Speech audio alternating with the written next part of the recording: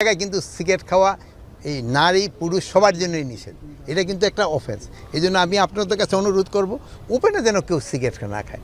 আর এখন তো এই যে রোজার সময় সবারই একটু সংযমী হতে হবে, এখানে বাইরে যেন সেও মানে আমাদের ধর্মোপদেষ্টা কিন্তু সবার জন্য রিকোয়েস্ট করছে যেন বাইরে যেন খাবারটা না খায়, যেহেতু এটা ইসের জন্য একটা সম্মান প্রদর্শন করে যারা রোজা থাকতেছে তাদের জন্য। আর একটা আপনাদের কাছ মাধ্যমে আমি অনুরোধ করব যেন জিনিসপত্রের দাম না বাড়ায়।